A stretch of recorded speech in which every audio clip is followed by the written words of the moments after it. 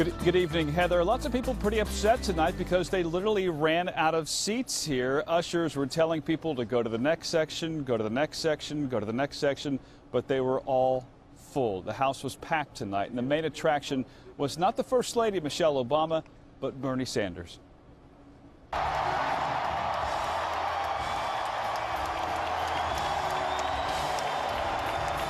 Bernie mania had almost subsided, but when top Democrats were accused of trying to sabotage Bernie's campaign, it re-energized the movement Bernie built.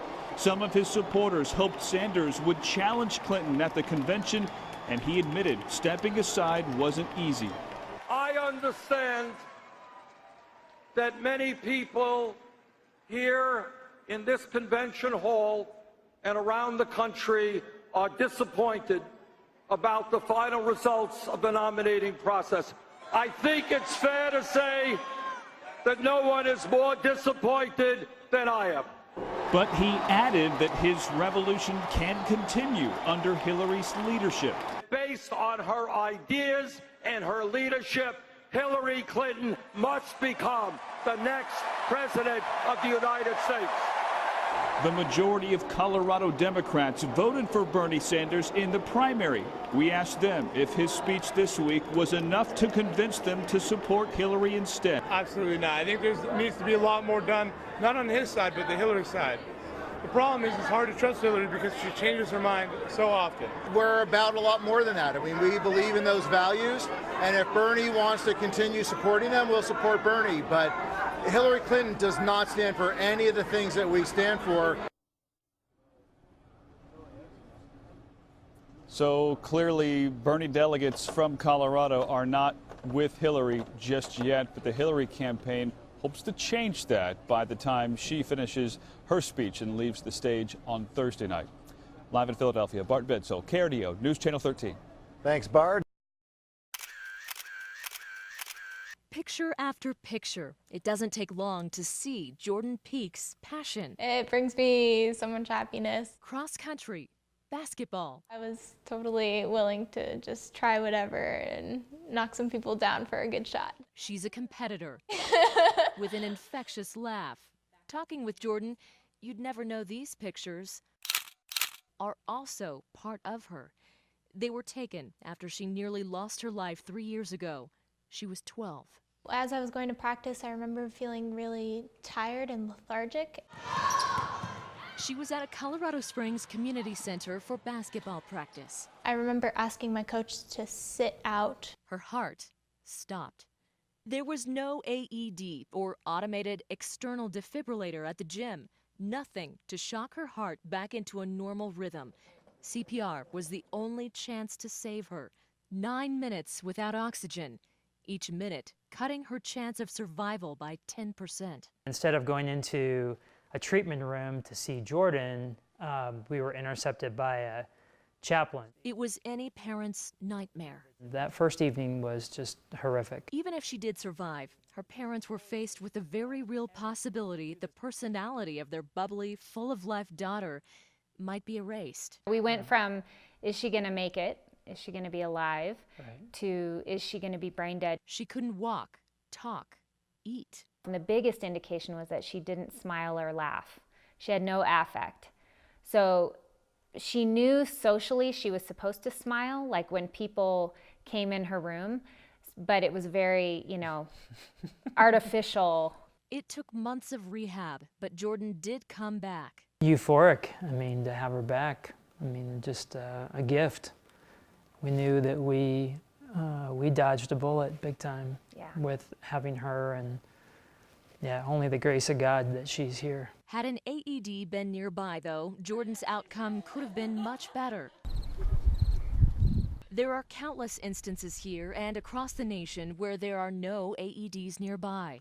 And there's nothing here in Colorado requiring AEDs to be in schools or gyms. There's no state law on the books. There are, however, 20 other states that do require the devices. You have to ask the legislators. I think it's essential to have AEDs in all schools. CPR does save, but its success rates are far below what we're led to believe. Some studies suggest it could be between 4 and 16%. That being said, every minute counts. It takes less than 2 minutes for you to get brain damage, and not infrequently an AED might be more than 2 minutes away. So it's essential that you get effective CPR until the AED is brought to you. It's the AED that gets you back into a normal rhythm, but it's the CPR that keeps you alive until the AED can do its work. For Jordan, it was a life-saving combination. I just kind of take every day with a grain of salt, knowing that this day could be my last, but it might not.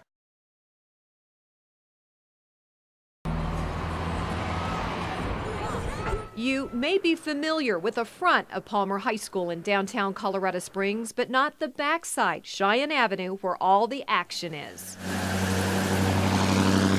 For 2 days, we watched and saw kids lighting pipes, smoking in cars and out of them, dropping and kicking trash, even stealing a sign from a work crew repairing the curbs. All this taking place from 10 in the morning to 3:30 in the afternoon.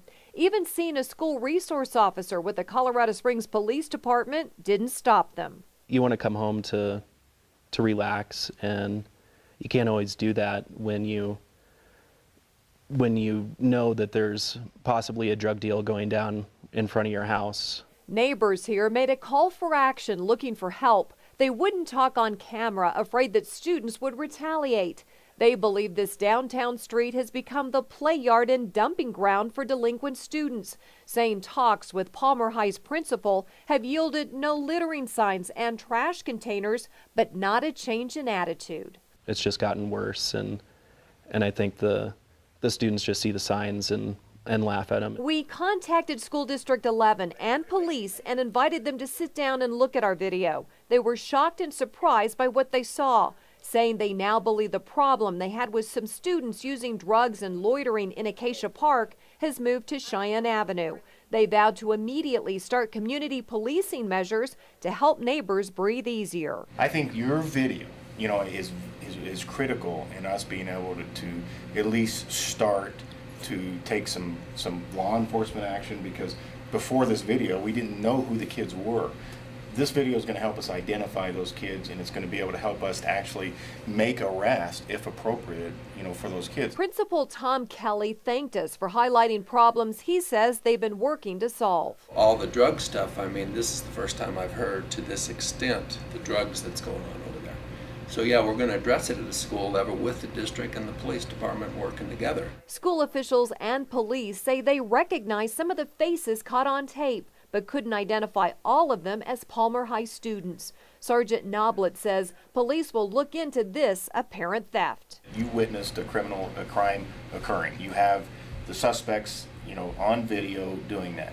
So we're gonna initiate an investigation. Sergeant Noblet says police department cutbacks mean the school resource officer who worked solely out of Palmer High last year is now spread out. Now he oversees several Colorado Springs schools. We also want to point out Palmer is home to 1,800 students. It has a proud reputation for its international baccalaureate program and for being named one of the top high schools in the country. Betty Sexton, 11 Call for Action.